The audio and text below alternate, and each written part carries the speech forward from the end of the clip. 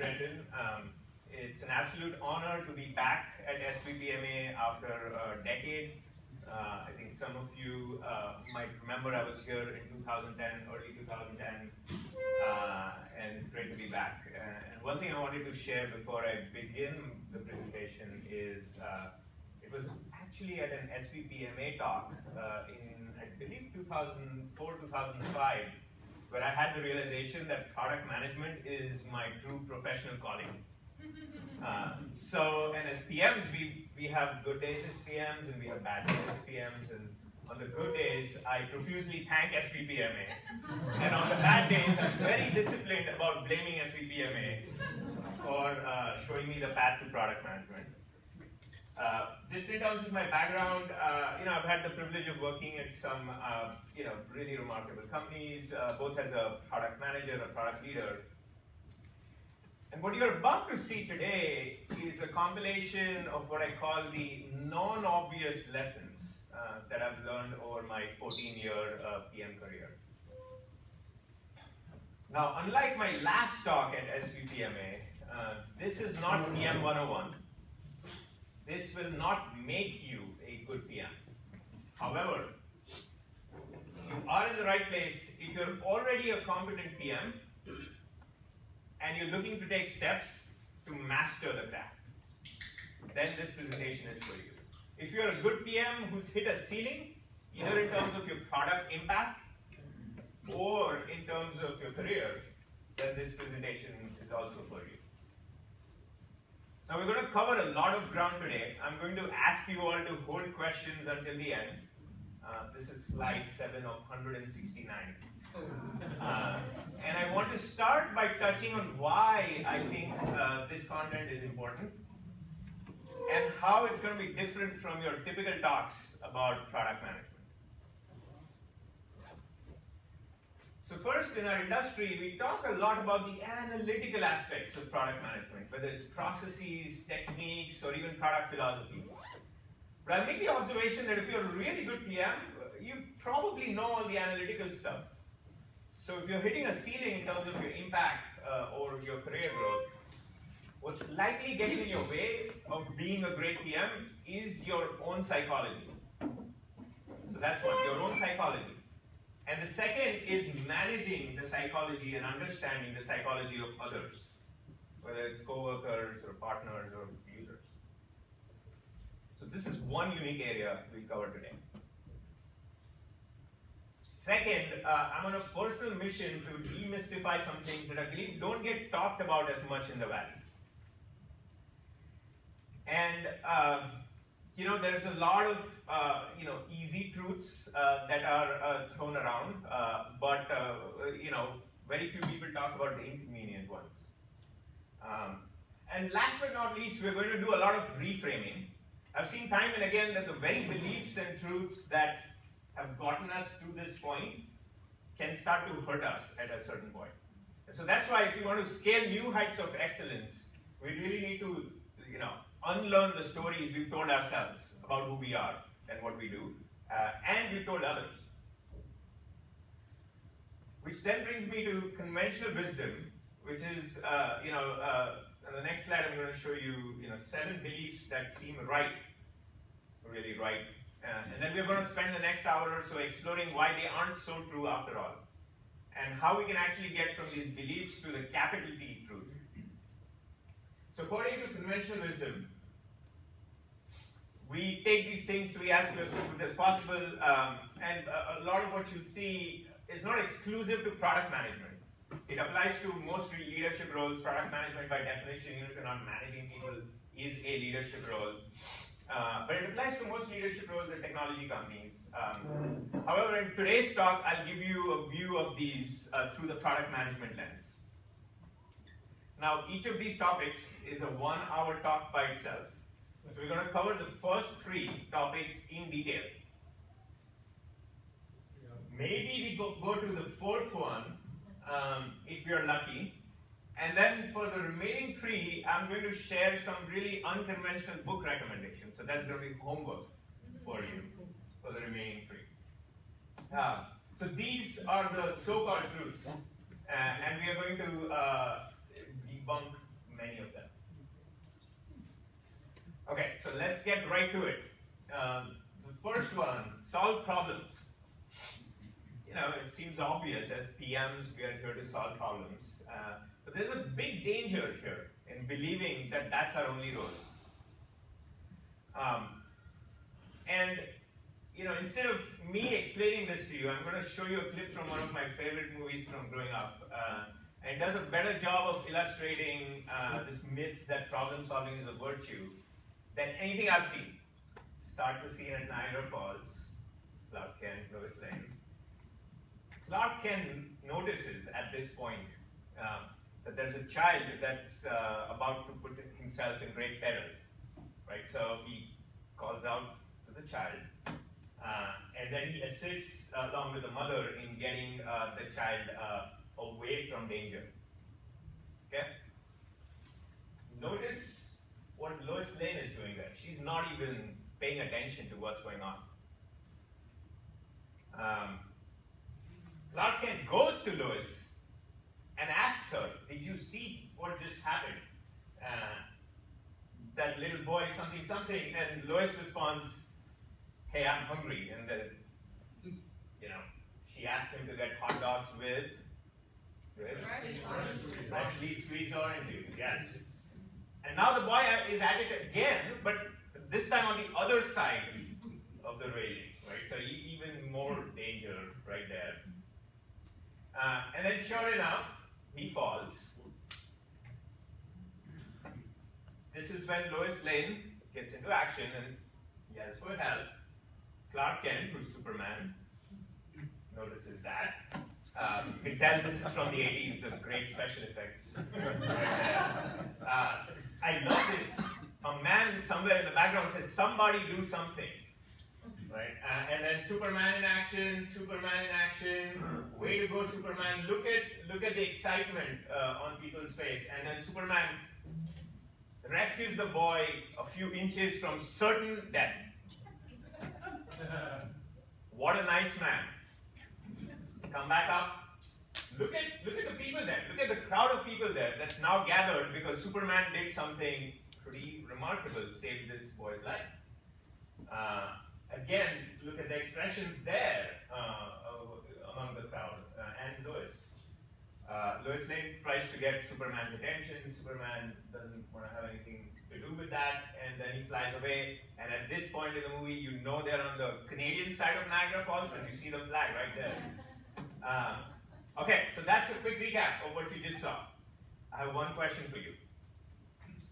If Clark Kent is like almost all of us, and what he's looking for is validation from his peers. He's looking for recognition for a job well done. If he's looking for adulation, what will he do next time?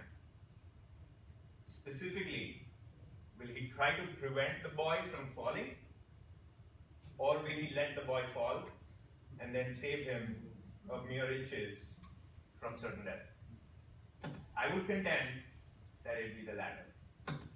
Now, I ask you this question, and I want you to recognize this is not just a theoretical question. None of us are superheroes here, I think.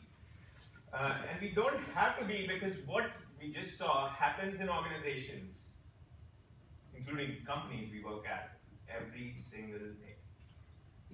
And my observation is that companies are predisposed to rewarding and recognizing people who solve problems, and they don't quite understand how to appreciate people who prevent the problem from occurring in the first place. In fact, this is such a common phenomenon that once you understand it, you will see it absolutely everywhere.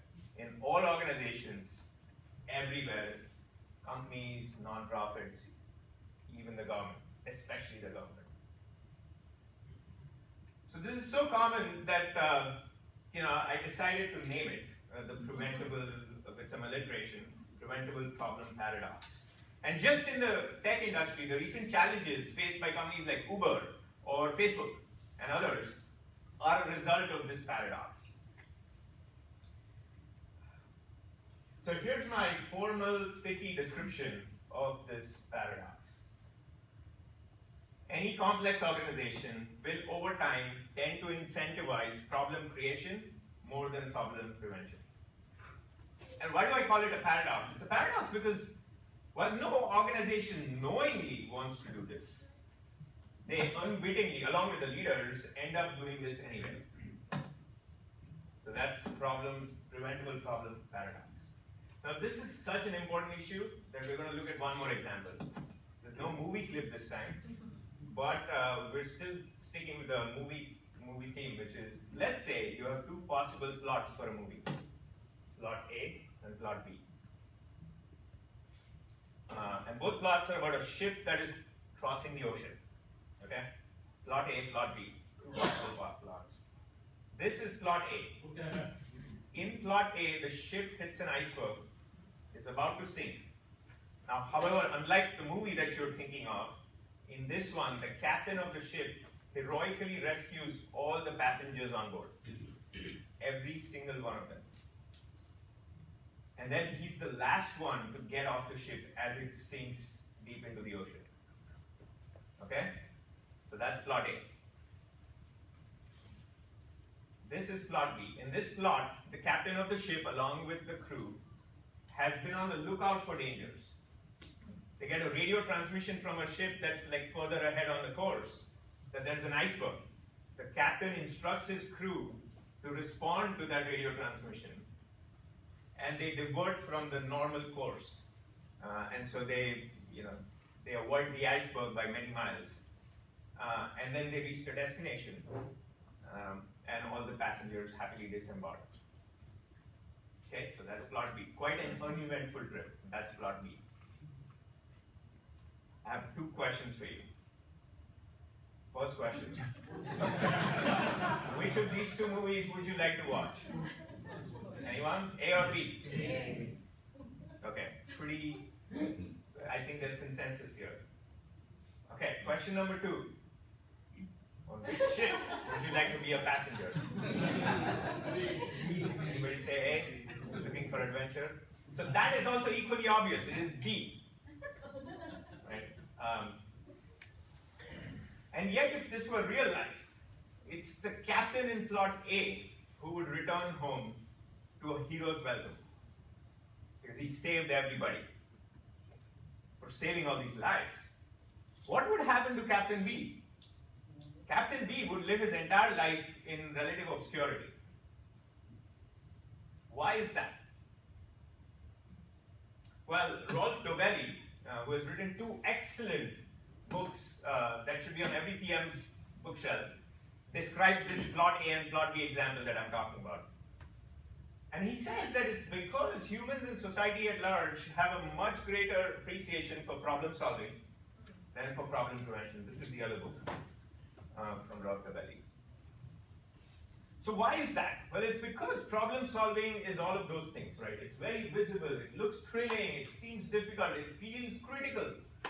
Whereas problem prevention is none of those things, right? It's invisible. Who knows you prevented a problem? Probably just you and your team. So let's bring this back to product management. In the earlier stages of your career as a PM, it makes sense for you to be a problem solver. You see a problem, solve it, right? But in my observation, many PMs, after many years of doing this, convince themselves that problem solving is the job. They come in to work and look for the problem of the day. Now, however, I would contend that if you want to be a true unselfish leader of people, of your company, you need to optimize for what's right for the company, and you need to be the captain in plot B, not the captain in plot A, despite the lack of accolades. Okay, which then gets to this question: how do we combat this paradox? Right, the very first step, which we are all taking right now, is to recognize its existence. This is the biggest step. And beyond that, a large part is, what behaviors and outcomes you encourage as a leader on your team. I could talk about that for a whole day. What I wanted to leave you with today on the preventable problem paradox is a concrete technique that can systematically help you fight it. And that's pre-mortems. Raise your hands if you've run a pre-mortem before. Okay, so see about 6, 7 hands. Raise your hands if your company regularly runs pre-mortems. No hands. Okay. Now, raise your hands if your company has a practice or process set up for post-mortems. Okay, so many more. Okay. The best way to describe a pre-mortem is that if you do it right, you don't need post-mortems. Right? So, unlike a post-mortem in which you discuss what went wrong, in a pre-mortem you get together early in the project's life cycle and you ask the team to assume the project has failed. And then you ask them to come up with the reasons why that might have been the case. If you want to read more about pre-mortems, I encourage you to read this really superb article by Gary Klein in HBR. I'm going to share with you today a variant that I've created for more effective pre-mortems than you'll read in Gary Klein's article. What I found when doing pre-mortems, doing it for a while now, is that the standard script was very engaging during the pre-mortem. People left the room. Now, how many times have we had a meeting where like you have an engaging discussion and you leave the room and everybody forgets about things, right? All the time. And so I saw that with pre-mortems, and so I wanted to address that. I wanted the team to be thinking about problems not just during that meeting, but during the entire life cycle, and bring them up in a psychologically safe manner. So I decided to use metaphors. So the way I like to run pre-mortems now is to ask the team to list out issues in 3 different categories. The categories are tiger. A tiger is a threat that will hurt us if we don't do something like a tiger that would be in our vicinity. There's also a paper tiger, so that's the second category of things, which is an ostensible threat that some people are worried about, but you are not, maybe because you're responsible for the area. And then lastly, elephant. And it's the thing you're worried the team is not talking about. So it might not be a threat per se, but you're just worried that people are not talking about it. So it's the elephant in the room. So with this vocabulary, here's how I run a pre-mortem meeting. It's about an hour-long meeting, and the first 30 minutes is basically silent time. It's quiet time. I ask the team, everybody on the team, to come up with at least 2 tigers, 1 paper tiger, and 1 elephant. And people, spend 10 minutes quiet. I mean, they're literally not allowed to speak. They sort of spend time writing down their tigers and so on. And then they review what other people wrote. So it's a shared doc in which this is done. And they get to +1 the tigers that other people wrote, but they only get 5 votes. So you need to be quite selective. And then you do the sharing around the room, and as the facilitator, you will sort of like recap some of the key themes that emerged. And the most important part of this exercise is what happens after this meeting, which is the post-pre-mortem action plan. Right? So I'm going to show you a hypothetical post-pre-mortem action plan.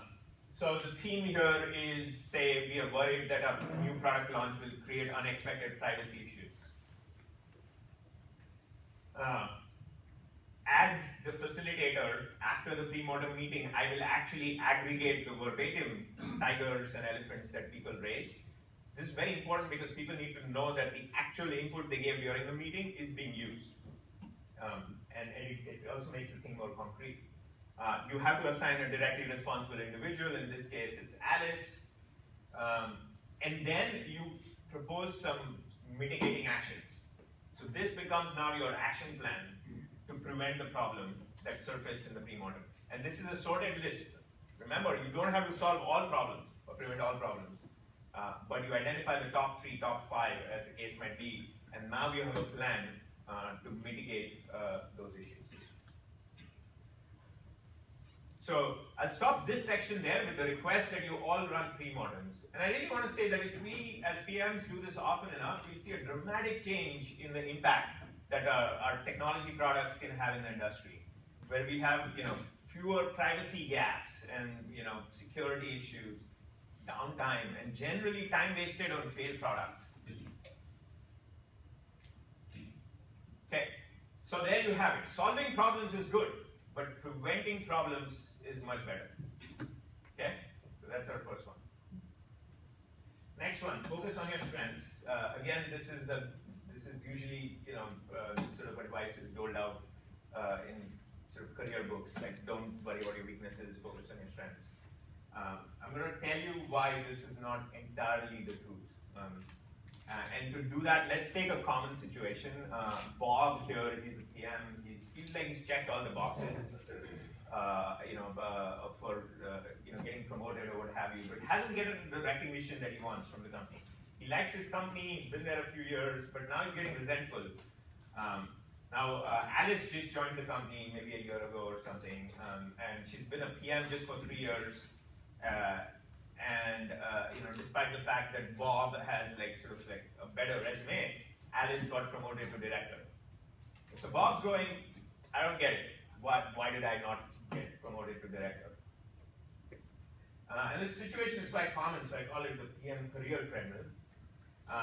So in order to understand how one can overcome the PM career treadmill, I need to introduce another framework, which is the 3 essential senses of a PM. And these are the senses: execution, analytical, and product sense. Now, there are other frameworks that you'll find in Medium posts and other things on product management or competencies. But I really like this one because it's simple. And it can be very helpful in creating a very clear career ladder for PMs. However, like most places leave you at this, like go figure it out. Over here, we're going to define what each of these is. So product sense is the ability to usually make the right decisions, even when there's ambiguity. And those decisions can be both macro and micro. Analytical sense, the ability to frame the right questions. So we're not talking about just data by default here. A lot of people think that analytical is about data. No. It's about really thinking about the situation, knowing what questions to ask. Evaluating multiple facets, doing the Monte Carlo simulations in your head. And you do that based on available data, but as well as anecdotes. Execution sense is the ability to align people, rally people towards a particular objective. Many people think execution is just about project management. It's not. It's about all that, but it's also about exercising creativity. That's creative execution, empathy, persuasiveness. So now, with this framework, we can answer why Alice got promoted to director while Bob is still stuck. And that's because Alice is what I call a 10, 30, 50 PM. So what is a 10, 30, 50 PM? Well, Alice is top 10% in her peer group on product sense. In her case, that's her area of strength. Top 30% on execution sense, and top 50% on analytical sense. So that's what a 10, 30, 50 PM is. And the actual order of which sense is your top 10 doesn't matter all that much. It matters a little, but not all that much. What's most critical is that as a PM, you become a 10, 30, 50 PM. Because once you do that, it opens up all sorts of doors for you. Now, 10, 30, 50 PMs are made, they are not born. Right? And the PMs who successfully become 10, 30, 50 PMs break one very popular rule of career management, and that's this one. Right? Focus on growing your strengths, don't worry about weaknesses. This is generally very good advice. It is not good advice for PMs. This is a PM, you need to be well-rounded. You cannot say like, oh, I just create PRDs, but I don't want to follow through on execution. You cannot do that. Or just use my instinct without using data. Right? Like, again, you cannot do that. So how do you become a 10, 30, 50 PM?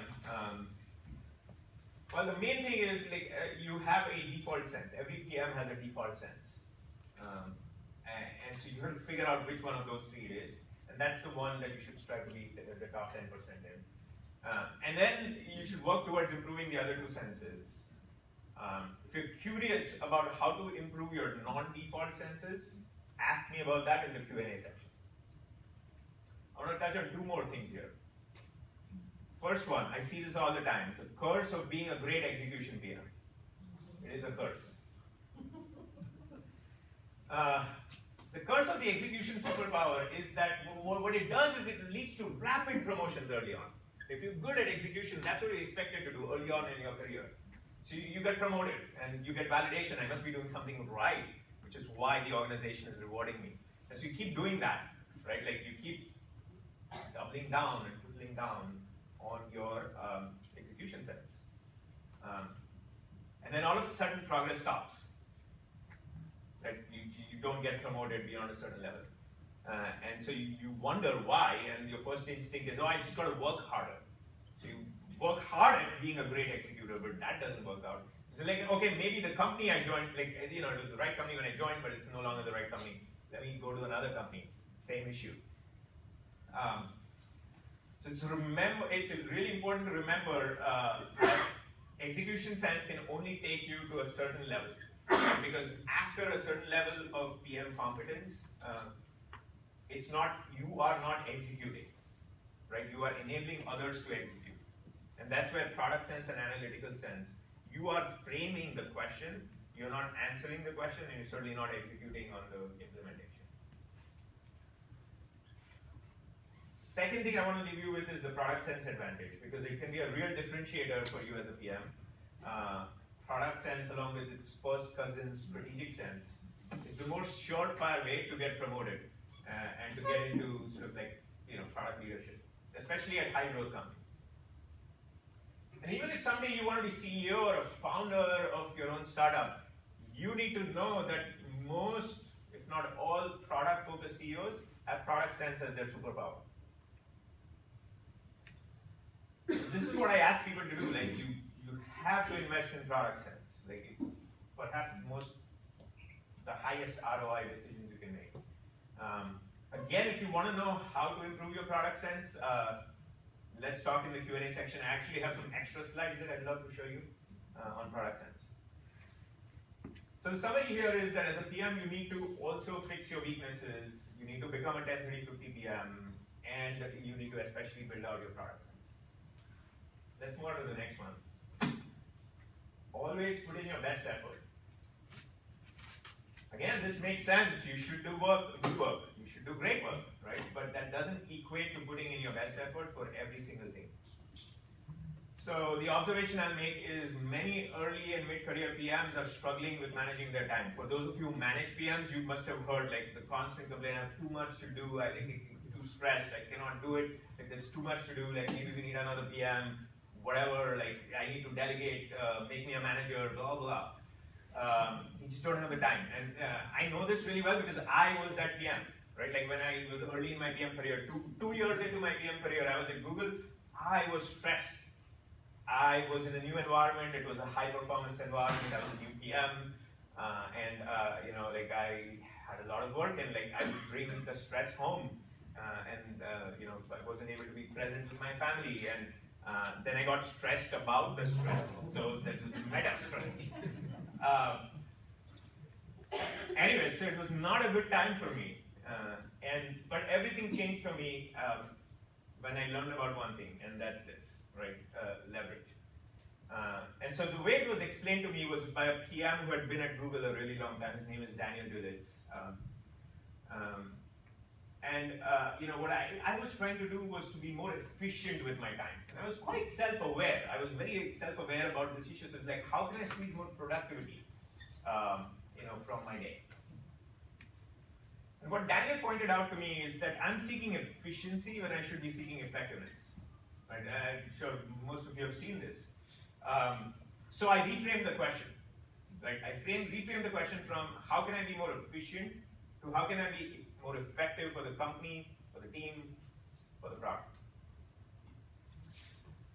And just around this point, I came across an article, and I don't know, I really need to thank the author of the article, but I don't remember where I found it, that described how you should think about the tasks that you do. So, as PMs, we have our task list, whether it's in Google Tasks or in a spreadsheet somewhere or in Google Docs or somewhere else, stored tablet. All of us have a method for managing our tasks. And what I learned is this, right? Like all tasks are not created equal, but it was quite counterintuitive to me because I was a perfectionist by nature. And because I cannot locate the original article, I'll share a modified version with you of what I learned, which is in a framework that I'm calling this LNO, effectiveness framework. It's a simple framework. Any task you do can fall in one of three categories. There's L, which is leverage tasks, right? You put in X and your company gets back a large multiple of X, 10X, 100X, who knows? There are neutral tasks. You put in X, your company gets back X. And then there are overhead tasks. Put in X, your company gets back less than X. So the concrete tip here is that when you're deciding on your task list and which tasks you're going to do on a given day, intently think through what category each of those tasks belongs to. Is it an L task? Is it an N task or an O task? What do you do after that? Well, you treat those tasks differently, right? So for the L tasks, you do a great job. Like you really want to be a perfectionist on the L tasks because they're giving your company leverage. N tasks, do a decent job, but don't overthink it. And the O tasks, just get it done, right? Like for the perfectionist, actively try to do a bad job because you actually won't do a bad job, but you'll do the job that this task deserves. Okay, so hopefully all of this is like quite obvious up until now. Let's put this in action, right? So on this slide, you will see a typical task list for a non-specific PM, right? Like probably you might identify that like your task list looks similar. And it looks like it's going to take 7 hours to do this, and this is on top of 2-3 hours of meetings, so it's going to be a nice 10-hour day, right? Well, let's apply this framework now. Let's apply the LNO framework, right? Here we have the same task list. All I've done is the crucial difference is I've prefixed it with the type of task that each of it is. And when I start looking at it this way, I look at the third task, make progress on the PRD for next-gen messaging. That is clearly, I'm responsible for messaging, say, there's clearly an extremely high leverage task. And I was planning on spending, remember, 2 hours on it today, using my old approach. But I'm actually going to spend 3 hours on it because it's a leverage task. So where is that extra hour going to come from? Like I'm going to work extra hour? No. Actually, that extra hour is going to come from the first task, which is somebody somewhere in the organization asked me for a 24-month resourcing plan. And I'm sure there are great reasons why they want it, but like, let's face it, right? Like, is the organization really going to change if the number ends up being 24 versus 22, 24 months from now?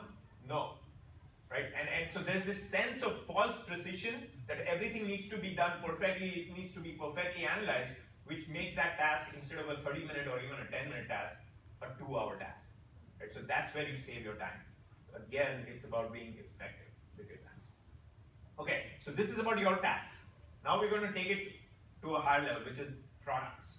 Okay, so I'm going to share sort of a scenario for you, and you should tell me if any of you can identify with the scenario in your life as PMs. So there's a disagreement between engineering, product management, and design. And the disagreement is, design wants a certain button in the UI to perform a certain way. So they say, you should do it this way. Engineering says, well, first of all, it was not in the specs. Second, it's actually hard to do it. Third, it's so hard to do it, it's going to take just an extra month just to do it this way. 1 month just to do it this way. And fourth, I really don't think this is necessary. Right? And you're as a PM trying to mediate this conversation is like, yeah, I kind of see what the designer is saying, but I also kind of see what the engineer is saying, right? So does this seem familiar? Yeah? Okay. So I'll make the observation that in the course of development of products, this situation comes up dozens of times. And then like there are dozens of meetings as a result, and we're litigating how should this work and escalating and asking somebody higher up because they will have the answer, like wasting all this time. All we need to do is use this framework, which I call the Agreed Target Quality Framework. So, and this is a framework I learned from Jeff Seibert at Twitter, and I modified it over the years. So what is this framework? Well, the framework says you can shoot for one of many different levels of quality for a given product. I'll start at the bottom. A product can be broken, right? That's a quality level. The next next level is flawed. The level after that is expected, elegant, and then the highest level is exquisite. Right? It's an exquisite product. It even sounds great, doesn't it? So to repeat, these are the levels. Now most companies will by default aim for expected. That's why it's called expected. Or sometimes they'll aim for elegant, and like rare occasions they'll aim for exquisite. Right? Steve Jobs is always pushing for exquisite. Yeah, we can get to that in the Q&A and like the pros cons of that. So now that we have this framework, we can solve this problem forever with engineering, product, and design. Because the issue is not how the button should behave. That is not the issue. The issue is that design wants to build an exquisite product. Without they just in their mind, they want to build an exquisite product. And engineering is thinking we are building an expected product. And the PM usually kind of straddling on like, maybe it should be elegant because it's a high leverage feature or product. But they're not talking about that. They're talking about how the button should work and which engineer needs to be reallocated and like which feature needs to be deprioritized to make room for this issue. It's the wrong conversation to be having. Can you imagine this? Like doing this for like 24 features over a 6-month-long project. They did not sit down and agree on what level of quality that they were shooting for. So the reason this is important, and the most important thing with this agreed target quality framework is now you arm the team with the lexicon. There'll still be disagreements, of course. But now when there's a disagreement, you can use this lexicon. You can say, actually the issue is you're thinking we're trying to build this exquisite product. We do want to build an exquisite product, but for P1, we're actually aiming for somewhere between elegant and expected. Right? And if that's the aim, then it's fine that this button behaves this way, as an example. So just like tigers, paper tigers, and elephants earlier, the lexicon here is the most important thing. So remember, you want to be effective, not efficient, and the takeaway here is being very intentional about looking for leverage for your company and your team. Sort of like, deeming that more important than consistency or perfection. All right, I think we have time. So we can get to the number 4, which is, and this is, as a PM, you should aspire to become VP product, you should aspire to become SVP product, you should aspire to become CPO, that's the new title now. I think it started at Yahoo maybe. And so you need to be that, and if you're not that, then you're a failure, right? Like you're not progressing in your career. So I've mentored hundreds of PMs over the years, and when I ask them the standard question, what job would you like to do in 5 years or 10 years? I want to share like my unscientific results of the answer to that question. And 7 out of 10 tell me, I want to be 5 years, 10 years, I want to be VP product, etc. And like a couple will say like, I want to start my own company. This PM thing is just an interim thing. Right? Like hopefully this seems familiar and not like too weird. Certainly has been my experience. I'm going to point out to you a common error especially of the high-performing PMs that I've mentored over the years. And that is they chase the VP product title.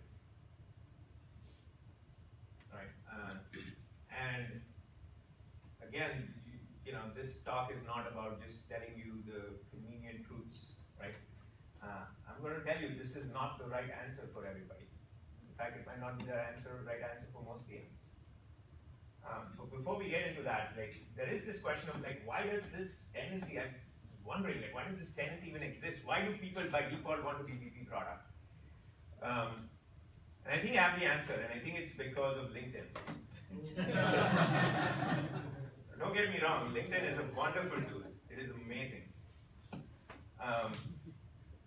But as PMs progress in their career, they need some benchmarks of how well they're doing. And the benchmarks they use are their peer group. People like of the same age group, same level of experience, people they went to B school with, etc. Right? And LinkedIn, like I said, great tool, I love it. But one of the challenges it's created is like every once in a while, LinkedIn will send you this notification. The notification says, Bob, your friend, product manager friend, different company, became VP product, right? Congratulate them. And you're not VP product at this point. And so you're like, wow, that's cool. You first feel happy for your friend, and then all of a sudden that changes. And then the CEO of the startup that hired Bob is tweeting, welcoming Bob to the team, and like people are retweeting it, and there's a press release maybe, and like you're looking at all this and you're saying, what am I doing wrong in my career? Why am I not Bob? Right. So that's your LinkedIn envy. And what I say to people is like, actually, you really need to understand what you're looking for. Because the biggest mistake I see is like, they just chase titles without actually understanding what matters to them. So when somebody tells me, okay, I'm looking for a VP product title, I do the 5 whys or the 7 whys, right? Like, why do you want to be VP of products? These are the answers I get. I want to have more influence. Okay, so my second why. Why do you want to have more influence? Maybe they say, but I want to make a bigger impact. Okay, that makes sense. My next why do you want to make a better impact? So you keep asking the question, and some of these factors will emerge. Some people will say, I want to learn. I love learning, and so as I grow and become a VP product, I'll learn more. I'll get to do more interesting work. I'll get to work with better people at this job. And like when people are considering a new job, they also think about the mission, right? Like how aligned are they with the mission of the company? That's really important. For me, the one thing I'm extremely partial to is the people. I will compromise on other things. I will never compromise on people. And I've learned that the hard way. But it could be different for you, right? Like it could be any one or more of those things that you don't want to compromise on. But what I tell these high-performing PMs that I'm mentoring, so they're great PMs, like they have a great future ahead, is that as a high-performing PM, actually all of these factors should be a given. Like in the next role you're considering, you should look for everything that I just listed there. Because if you compromise, you are going to be unhappy. And then I go to the tough question, which is, after all of this is a given, right? What do you want to pick between title and money? And this M word, it's just bizarre, right? Like we celebrate in the valley, we celebrate dollar amounts in startup fundraising, like raised at like $3 billion, and like we celebrate that because of the number. We celebrate exits. This entrepreneur like had a $6 billion exit. That's amazing. But when it comes to talking about money in the context of us as individuals, somehow if you bring it up in the job search process, you're considered uncool. And that's at best, right? Like you're considered to be a mercenary in many cases. And it's just bizarre. It doesn't have to be this way.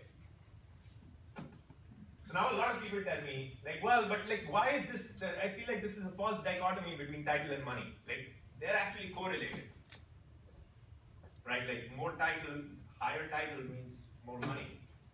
They're correlated. And that's where people are making a mistake. The mistake is a simple error. Title and money are indeed correlated when you're looking at a single company. But when you look at the industry as a whole, there isn't that much correlation between title and money. Right? So again, if you're a high-performing PM, you have your pick of companies, right? So at one company, you're getting a high title, less money, or vice versa. Let's take just one example, Salesforce and Google. Okay? Both great companies. If you look on Glassdoor, individual contributor PMs at Google make more money than directors and senior directors at Salesforce. This is just a fact. Right? And we are in this special time in the valley. I don't know how long this time is going to last, but we are in this special time in the valley where this is true. Right? But most people don't understand this. Right? And this doesn't get talked about enough. Like, in fact, there are group PMs at Facebook making more money than VPs at Oracle. Like, that is true. doesn't get talked about, right? And because it doesn't get talked about, people end up making, like, even if you're after money, like, you end up making the wrong decision because you think the title is going to get you the money. So here's a common situation. I'll describe two situations that come up in my mentorship conversation, right? Like, this is a mid-level PM at Google, Facebook, Apple, whatever. And like somehow like they got this, then they want to be VP product, is going after the title. They're not getting it, but all of a sudden, like after a long search, they found this company that's going to give them the VP product title. It's an unknown startup, don't know what's going to happen, right? They ask me, what should I do? And I say, like, look, if you are optimizing for title, right? Like, again, remember title money not correlated. And if you are optimizing for title, if that's what's going to give you satisfaction, go for it. Just don't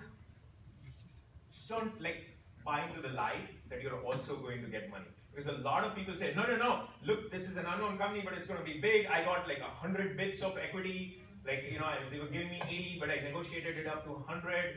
And if it's like a $10 billion company, that means whatever that is, like $100 million or whatever. And so I'm going to get the money.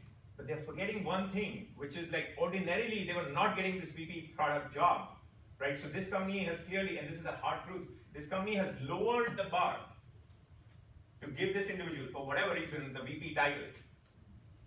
And that should be a signal, because the company is not just going to do it for you, it's going to do it for more hires, right? So the company that is willing to do that, to give you that big title, has a lower chance of having that outsized outcome that you're hoping for, right? So 1% of 0 is still 0. This is actually the more pernicious problem I see in my mentorship conversation, which is, you're a director, VP at a startup, and it's kind of like going sideways, or maybe it's stagnant. And now you get an individual contributor PM offer. Like, again, you're a great PM. You get an IC PM offer at a fast growth startup, right? What should I do? And I see most people just like find it extremely hard to make this decision. And the reason I say it's pernicious is because in most cases, in the majority of cases, they end up making the wrong decision. Why? Because even though, like, for them, money is what they care about, they just cannot get themselves to get that, like, down level in title. They feel like the title needs to be monotonically increasing from one job to another. And I'm here to tell you, the truth is, it doesn't have to be. Right? If money is what you're optimizing for, just take the job.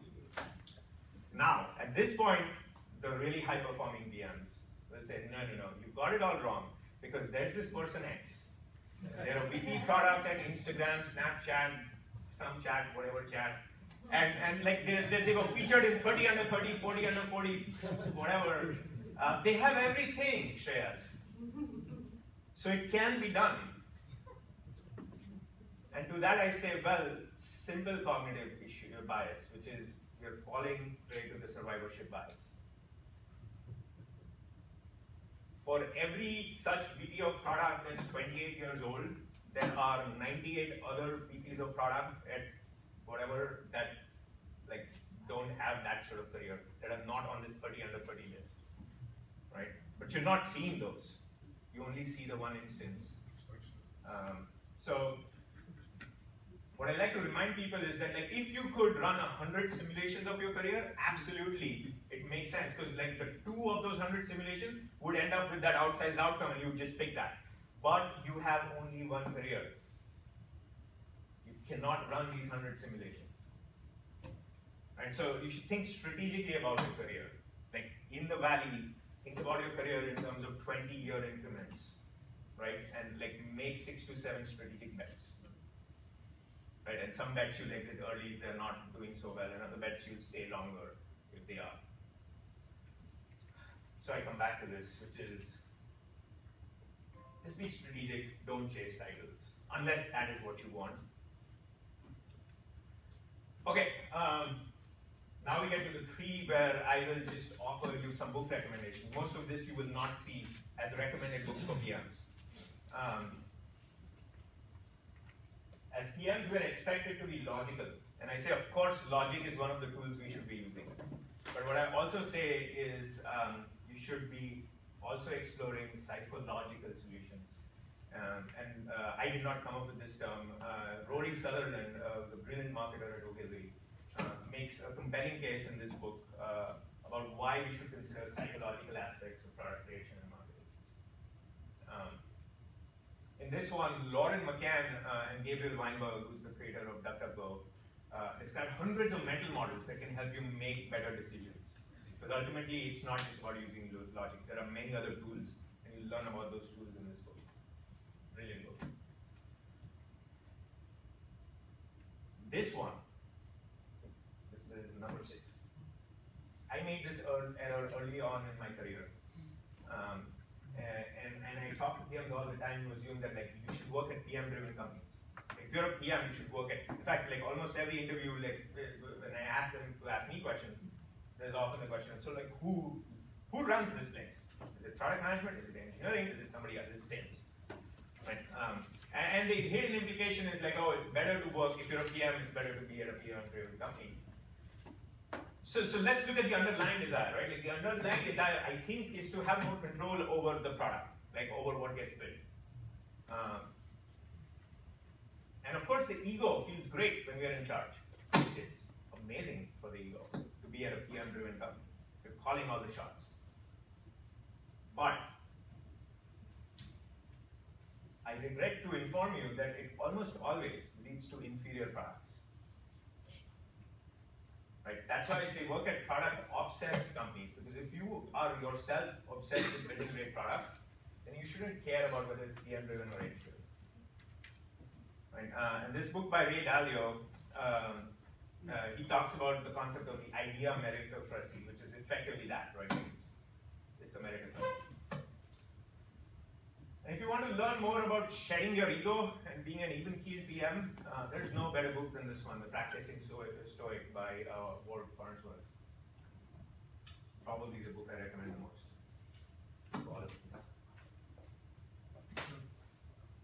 All right. So I lied. There's one more. Okay, you ready for one last one? Okay, which is this is often said in Medium posts about product management, right? And there are actually some gender differences here that are like very relevant, which is on average, PMs who are men exude much more confidence versus their actual level of competence. Right? This is an issue. Right? And so my key message here is for your competence and confidence to be in check. And I learned this from Steph Solar, who was my executive coach at Twitter, where she said, like, what you want to do is, if your competence is here, you don't want your confidence to be here. Because you lead the team, like, you'll be, like, the team will be excited to have you as a leader because you're charismatic, you're confident, but you lead the team down, like, really bad paths, right? And you just won't know better because, like, there's this, like, reality distortion field around you. So, and you also, as a leader, you don't want to be this way. Like, you don't want competence to be here and confidence to be very low. That's not good either. What you want is a balance. You want your confidence to be just slightly above. This is what Steph taught me. You want your confidence to be just slightly above your level of competence. That's the right place to be for a leader. So, this is a book I recommend very highly. We should all doubt our infallibility a little, and this book explains really well what causes us to make mistakes. The title is brilliant, right? Like, mistakes were made, but not by me. Right? Because of course we don't make mistakes. And when we make mistakes, there are always reasons, good reasons. Fundamental attribution error as well there. So, and The Charisma Game by Olivia Fox-Cabane is a beautiful book, right? That, among other things, describes an authentic way to build and exude confidence. Okay, it's recap time. So remember those truths. Solve problems? Yeah, sure, but also prevent problems. Focus on your strengths? Yes, but also fix your weaknesses. Put in your best effort? Maybe. Actually, better to seek leverage. Become VP of product? Maybe. That's what you want to do. But otherwise, be strategic. Don't just chase titles. Make logical decisions? Yes, be logical, but remember that's just one tool, not the only tool. Work at PM-driven companies? No. If you love product, work at product-obsessed companies. Be Be very confident, yes, but also first be confident. So now that we've completed the table, these are the frameworks you learned about today. My sincere hope is you can apply these frameworks at your job and over the course of your career. And now all I have to say is congrats, right? Like what I just shared with you took me many, many years to learn. And it certainly helped me make a greater impact to the products I worked on, the teams I worked with, and the companies I worked for. And the best part, personally for me, is also that it's helped me move my career in the direction I've wanted, on my own terms, not on somebody else's, not based on some Medium post I read, but truly authentic to what's right for me. So I wish you the very best in your journey as a product manager. And I thank you all for being here and for giving me your time today. That's it, we're done.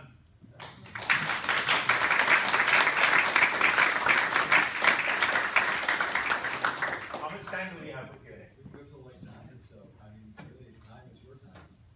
How much traffic do you want to drive? Let's go till 9, and for folks who have other questions, I'm happy to hang out if they'll let me for a few minutes as well. We won't. So, great, thank you. But, So, in your experience, how has pre-mortem compared with perhaps more conventional forms of stage gate processes like new business initiative assessments?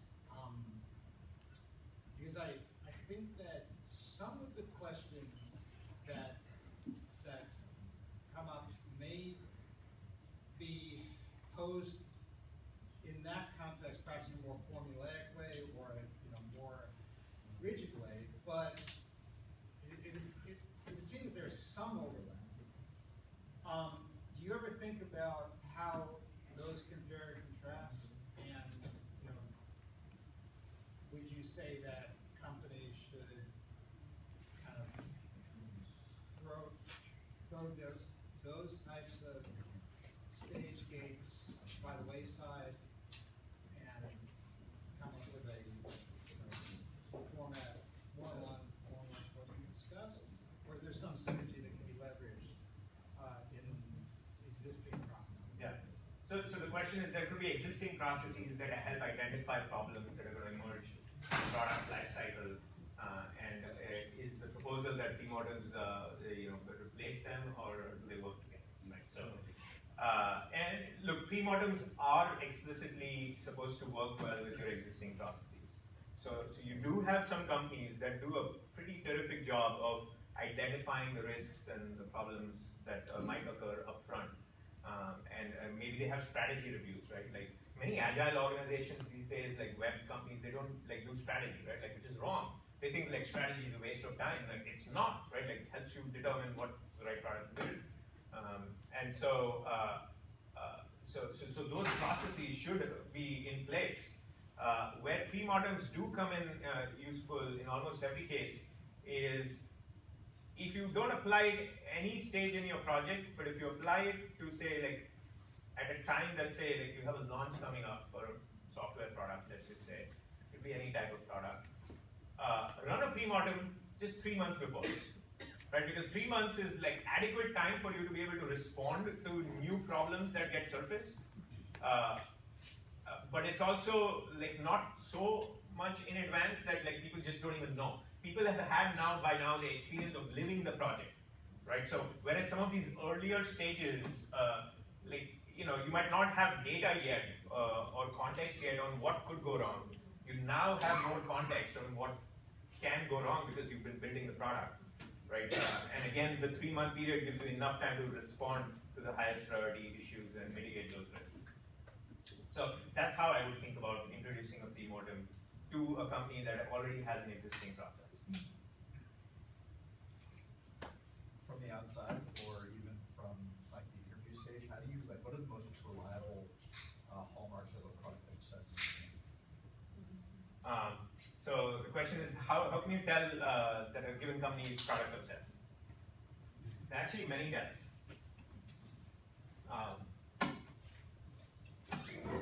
product obsessed company will obsess about every detail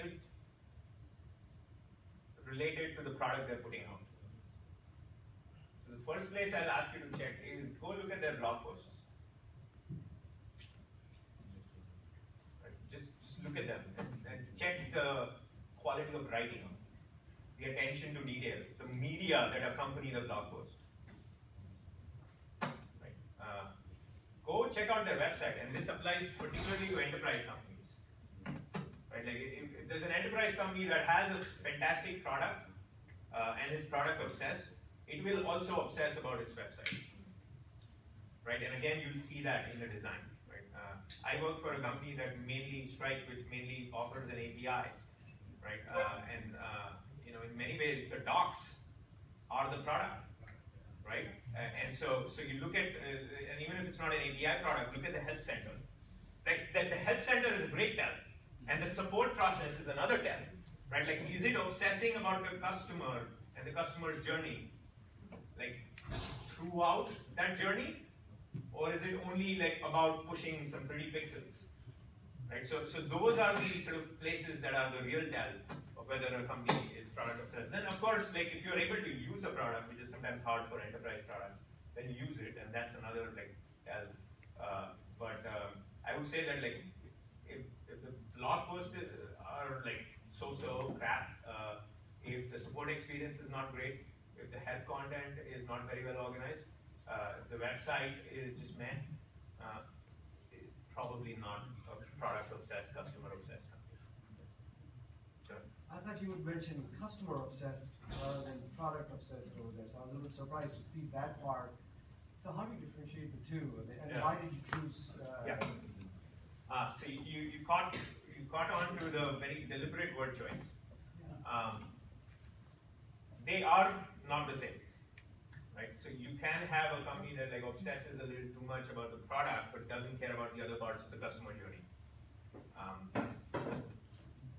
When I'm talking to general leadership folks, like they're not non-specific, maybe they're eng leader or some marketing leader or something else, I actually encourage them to pick.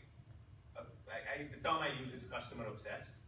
I've just found as a technique, product obsessed resonates more with product managers, and customer obsessed can have some negative just baggage for some product managers, where they might think, oh, customer obsessed means, oh, we've just got to do what the customer does, right?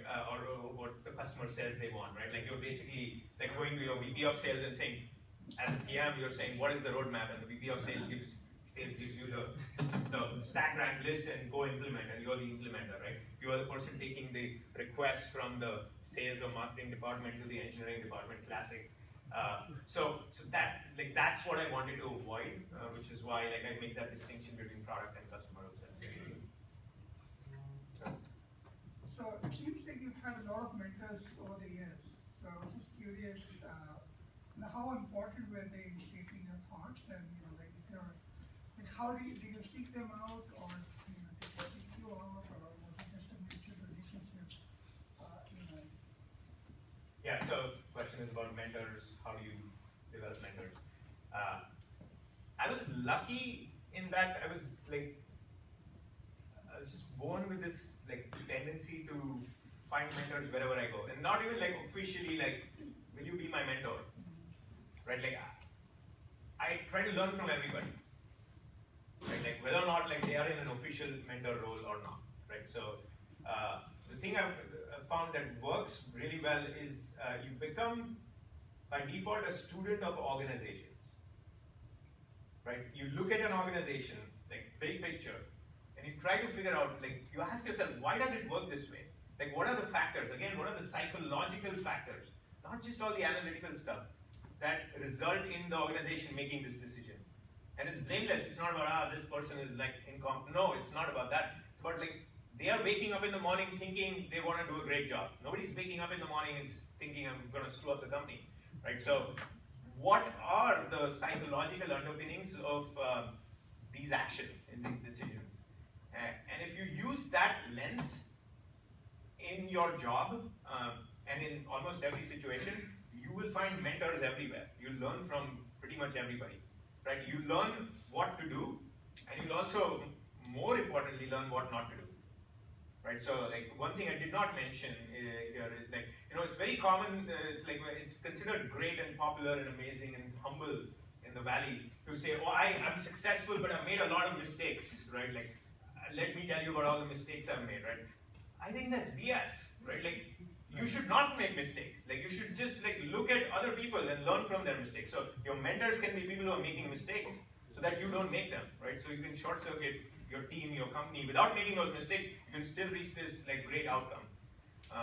So that's my general answer. Be a student of organizations, and you'll find mentors everywhere. And then the other one is, look, yeah, I will just seek out opportunities for learning from people, from situations, and from books wherever I can.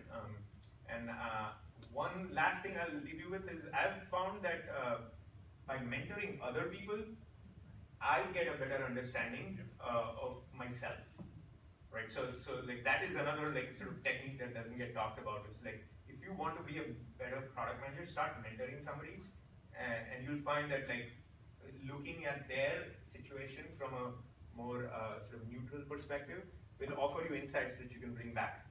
So even my mentees, in some ways, are my mentors. Just a follow-on comment to that. It's particularly helpful when you have individuals that are so completely different. That interaction you have with the first person is so different than the one you have with the second person, and the depth of feedback that you get from the two different experiences. Personally, that's been my experience. It's helped me to grow in ways that I would not have had without those different kinds of interactions. Yep. Thank you for sharing. So two-part question. So when you are doing the pre-mortem, you decide at what level you want to do, whether it is at a product initiative level or at a sprint level, which is more frequent.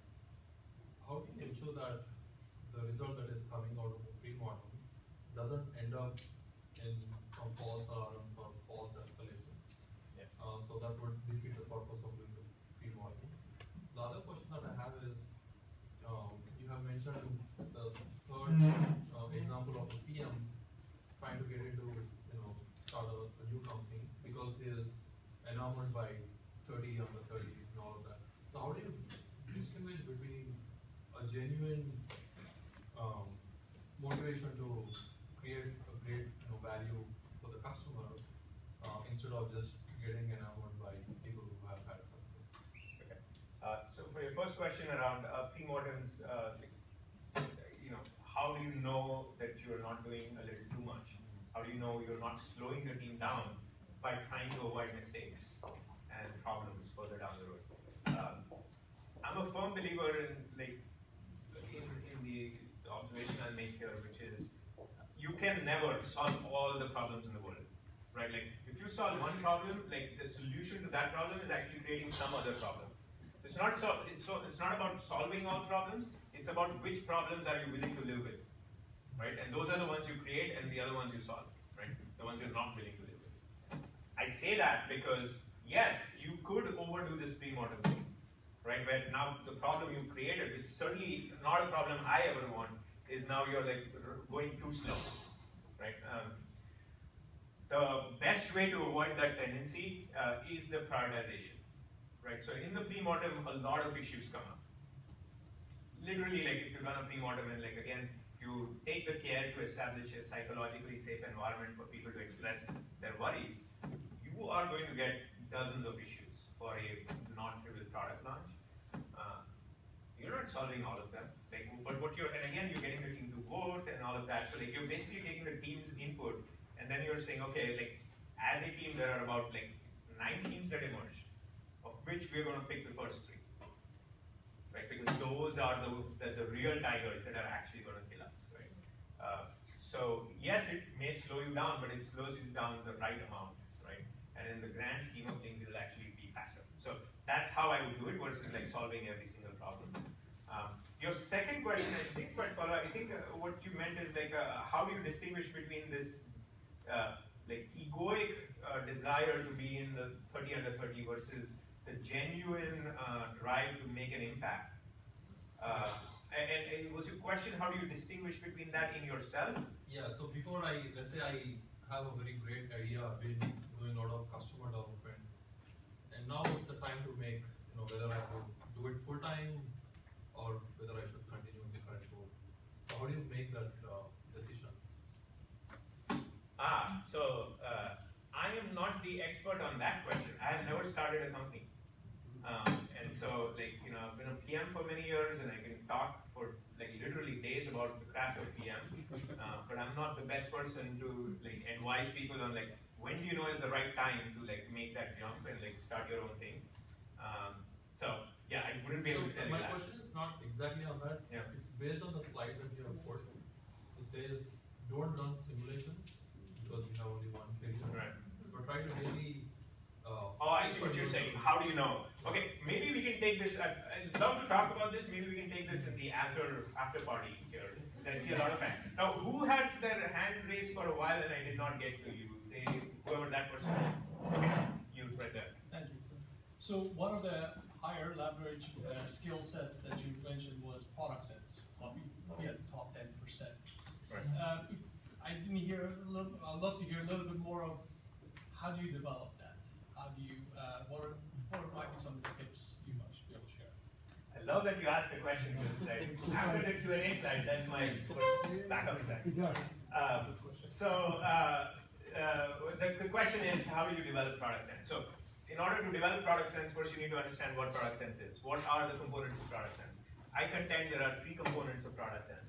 It's empathy, domain knowledge. You need to understand the domain you're working in order to have a good opinion of what the right thing is to build. And then you need creativity. So empathy is about understanding how people who are not you will respond, react in a given situation. How will users react? How will partners react? How will regulators react? That's empathy. Domain knowledge is just like the core domain knowledge of how does this system work? What are the regulatory issues here? Who are the main competitors? What are their strengths and weaknesses? And so on. Where is this industry headed? And then creativity, which is oh, this is a problem. Here's a different, novel way of solving this problem. Right? These are the 3 elements of product sense. So now, to answer your question, if you want to improve your product sense, you have to improve along these 3 dimensions. How do you improve along these 3 dimensions? Empathy. It's a skill. Most people who are great at it are just born with it, right? So not everybody is. So there is a natural disadvantage there. So how do you build that empathy? What I found useful is to read a lot about psychology, about cognitive biases, and talk to people, right? So one part of the common solution to this, which I think is necessary but not sufficient, is just talk to customers. Yes, of course you need to talk to customers, but you also need to understand what is not being said, right? And that you'll only have if you actually understand how the human mind works. So it's really important, right? And so that's empathy. Domain knowledge is the easy one. You can brute force all you need is hard work, right? You can brute force your way through that. So just work harder. And then creativity. Creativity is one of those, again, it's everybody has a certain base level of creativity. You can increase it, sure, but you're not going to be from the least creative to the most creative just by work. However, I have some good news, which is you can actually brute force your way through creativity as well, as it pertains to products. How do you do that? Say you are building apps. That's the product you're working on, is some apps, right? You can brute force creativity by being the most sort of prolific user of the apps, of mobile apps, right? In this case. If you understand, there's a user onboard.com, they do teardowns of these products. Of why did they decide to have this screen here? Why is the button in this place? Why does this thing have this copy and not this other copy? Why is it black or white? Right? All of that, they do a teardown of the UX. right? What that is doing is it is helping you understand the myriad different ways that like you wouldn't have thought about yourself of solving a given problem, right? So the way you brute force is just like be a user, analyze, tear those apps down, right? Understand how they work and try to retain that, because the next time you have a situation where like you have to make a call on how a certain difficult interaction should be resolved, you can bring that up, right? Like you can say, oh yeah, this app does it in this manner, and they almost had the same problems, perhaps we should try it.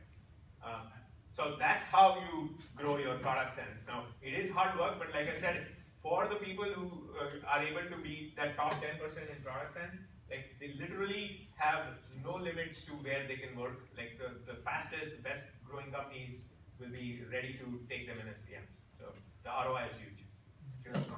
So that last example of creativity almost overlaps with domain knowledge aspect. I mean, right? I mean, the brute forcing the creativity, right? What we are trying to do is to kind of lean more on domain knowledge to kind of use as a crutch to, you know, fill in your gaps or weakness in creativity. It's a good point. It is basically domain knowledge at a much granular level. Sure. Yep. Question about the pre-mortems from a very practical standpoint. What's the size of the team that you typically do a pre-mortem with, and who's actually in the room? What roles are there? So you have PM, design, you know, program management, engineering. You know, I can think about how far the rings go out in the organization.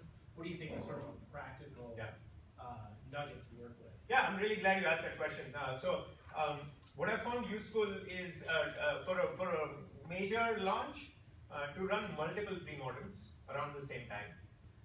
And so this is what works for me, for my team. I will run a set of one or two pre-mortems depending on the size of the engineering team that are just like kind of engineering focused, right? And then we bring in the engineers on the team, everybody. Frontline ICs. Right, like yeah, ICs and EM, EL, whoever else, right? Like maybe design is there. So like we will run a pre-mortem with the people who are directly building the product. So that's one, or maybe it's a couple if the team is large, right? And then we will report the results to the broader team at a larger team meeting, right? Like, oh, these are the tigers. Again, the vocabulary is really important. So then, like people, like a month from now, people, yeah, that's the tiger I pointed out. Like instead of that's the issue, remember this, go to this doc. No, that was the tiger I pointed out. So it's like this shortcut. So that's one sort of set of stakeholders that I run the pre-mortem with. And then I run another pre-mortem with sort of the people who are responsible for like promoting and selling the product. So the go-to-market, right? And that will involve the marketing team, the sales. We have sales DRIs, so we'll have sales DRIs, the support function, and then the various other kind of the usual suspects. And like what's fun is like very different issues come out in the engineering one versus the that's why I asked the question, because you didn't want to be too big, because right. you knew you were going to have quite a scope at the end of the day. Yep. Thank you. Who's the next person I haven't gotten? It's not a pre-mortem question, by the way. Okay. I've had one of those. This is about career path. By the way, thank you very much for your talk. It's been very informative and wonderful. My question is, you've moved from company to company, a couple of really famous companies. So what decision-making process did you go through when you felt it was time to move on to your next challenge? What's your mind? What kind of pros and cons about moving? We all face that decision, I think, at some point. Yeah. So the question is, what's the process for deciding, or criteria that I've used to decide on where to make my next career move, sort of across companies. I'd be lying if I told you I had a framework upfront for that, but over time I've developed an approach to it, which I can share. The one realization I had, I was an engineer who, again, remember at an SVPMA meeting had this epiphany, I should be a product manager. So I said like, okay, yes, I gotta do the product management thing, so how does one get into product management? Went through a whole journey there, which was my first talk at SVPMA 10 years ago. But like as I was going through that transition, one thing I realized is interviewing is actually great. Because when you interview, like there's always this inertia around like interviewing, right? Like, I've got to prepare and I've got to like make myself vulnerable and all of that. But what emerges at the other end of that process is amazing, because interviewing made me smarter. Like in very clear ways, it made me smarter. Both the prep that was necessary to do well at the interviews, but also the conversations I ended up having. It never gets said, but like interviewing is actually a great way to expand your network, right? With the right people, not just like in a random way. And so when I had that realization, right? So now I'll get to your question, which is, I immediately started like welcoming that, right? Like anytime I felt like, well, you know, I feel like a change. I did not have any sort of like, I no longer had that inertia around like, oh, just going out and talking to a few people, right? Like, and it doesn't have to be this like big commitment that like, it's not like you're cheating on your spouse or anything, right? Like, it's just like you're doing interviews, it's fine. And so early on, that was my approach of like, I'm just going to talk to a few companies. Now I'll get to the part that I've now refined after a lot of trial and error. And it's to be very clear about sort of like the framework I shared, right? Like, which is like, what am I looking for? What am I looking, like I usually give people the framework of title, money, scope. Right? Scope is like basically a euphemism for power, like how many people are reporting to you, right? Or how many people are affected by your like work, and like people talk about my fan out of engineers is 100 people. They're basically talking about scope there. So with this title, money, scope, I can look at my current situation and I say like, okay, what is important for me? And then am I getting in my current situation that which is important for me? Right? And if I'm getting it, makes sense to stay put. If I'm not, I got to explore. But now I can be very strategic about those explorations. I'm not randomly like walking through the forest.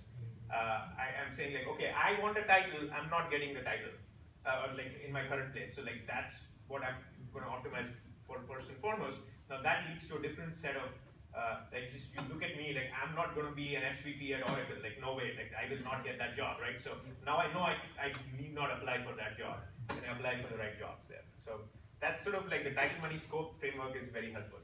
I like your part about being strategic and trying to create a strategy for yourself. So when we talk about strategy, I always think of the goal to devise a strategy for. And if money is not the goal and success and happiness is the goal, do you have any tips on what would be a typical way to strategize that? So if it's not title, money, scope, it's just happiness. Or being successful? What does success mean for you? I haven't figured that out. Okay, that is a very crucial question. It's very tempting to say money is equal to success, at least in the initial phases of your life. Because once you have some money, then your definition of success changes. Right. And obviously your strategy also has to change.